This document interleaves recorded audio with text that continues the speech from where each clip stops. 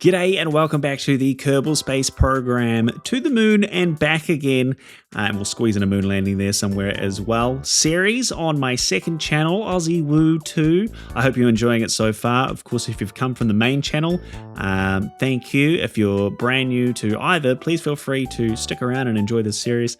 And of course, you can go and check out the main channel for the more produced version of this series. And of course, all the other content that I produce and all the other games that I play and all the other challenges that I try and do as well, they are all there.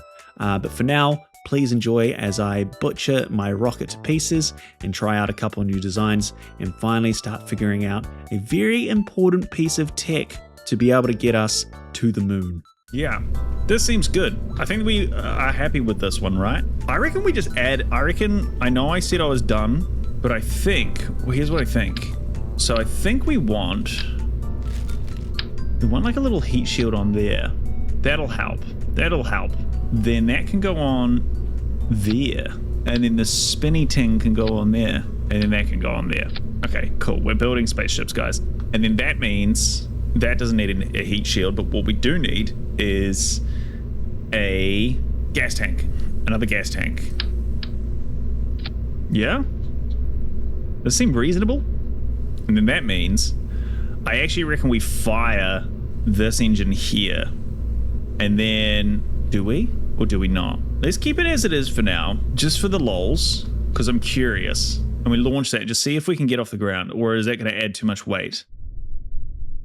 This is feeling more and more rockety as time goes on, which is good.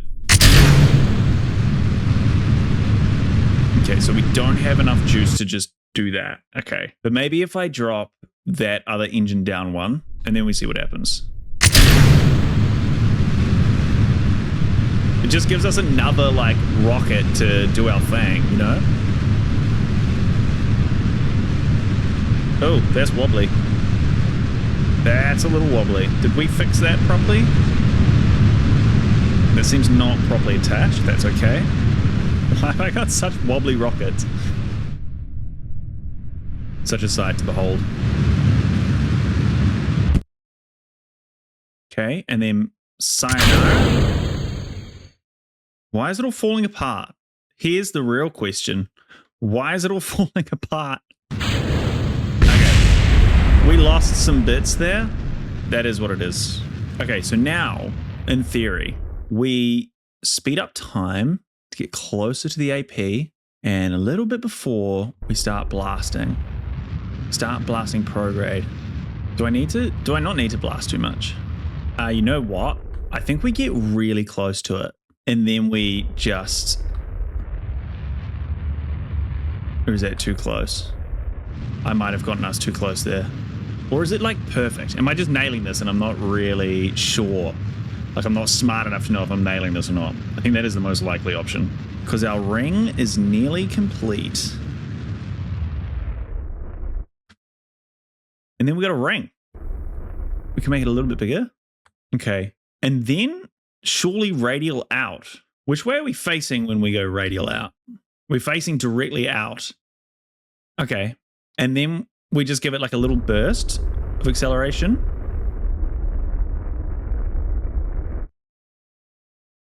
Okay.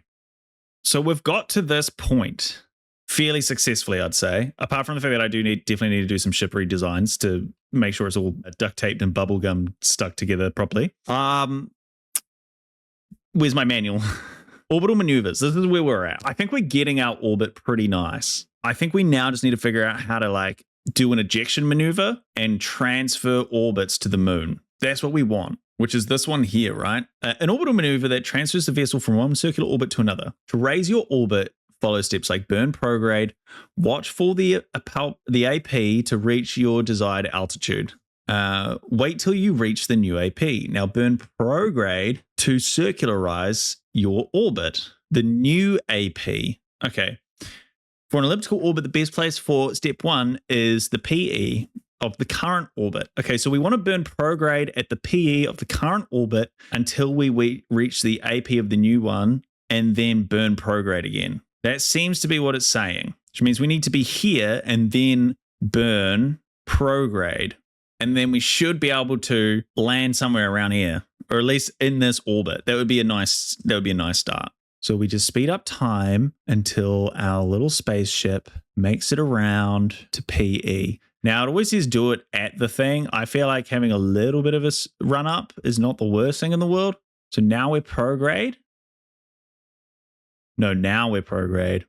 Okay, now we're prograde, and that means if we start ripping burns, this thing should expand out, which it is.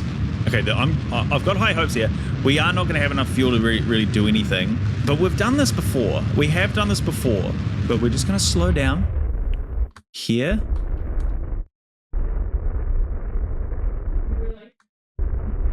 Scientifically, how does that look? How do I get over there? Warp here? That feels like a cheat. I don't want to warp there. Okay, so here, okay, this is where we need to go either normal or anti-normal a little bit, right? So which one was which? Okay, normal, burning the normal direction pushes your future orbit to the north. Okay, so we want to burn anti-normal, I think. As long as that's north, which I think it is. We pack a compass on this thing. Anti-normal. Okay, so if we burn anti-normal, just for a tickle.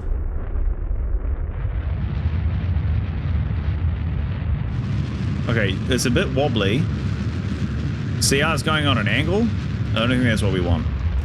But we are kind of getting closer. We need to go prograde again. And just get that little bit. Whoa! Too much. Okay, shit. Which means we just go retrograde a little bit.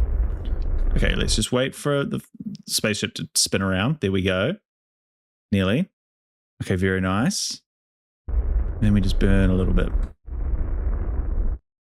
Science. Okay. I feel like I was getting connections on these ones before, but now I'm not.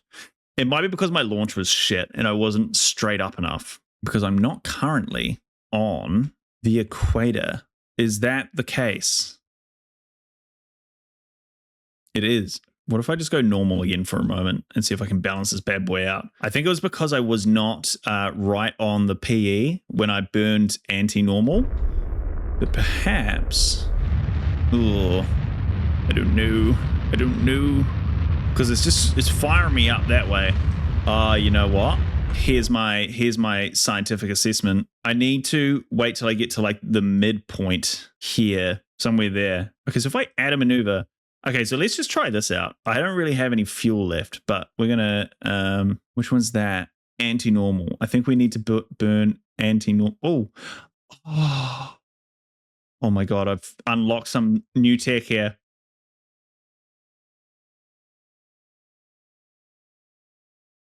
Oh, you can actually fucking plan it. Okay, new tech unlocked. This is going to change everything. So you can really plan your maneuvers. And then look, this is going to be wrong. And it's not going to work the way we want because that's life. That is life. Manifest. Oh, okay. Too far. Okay. Monsieur. Okay, so we can adjust where we do the thing and then we can apply the maneuver. And that, oh my God, actual tech. That is going to give us our moves that we want. Okay, low key, I'm just going to revert this back to the assembly. I'm going to fix my rocket, and then I'm going to... See, why is that not stuck together? Is it just too heavy? Okay, hold on. Let's just run through this mentally. Okay, so those pop off, and these engines go. But we are learning that they are struggling a little bit. But what if... What if? What happens in this scenario? Like a super rocket. Bear with me. I've gone through this thing like 1,000 times. I swear we don't need this much liftoff to make things happen. I swear we don't. Can I just do a quick test on that just to see what that does? For a laugh. Let's see what happens.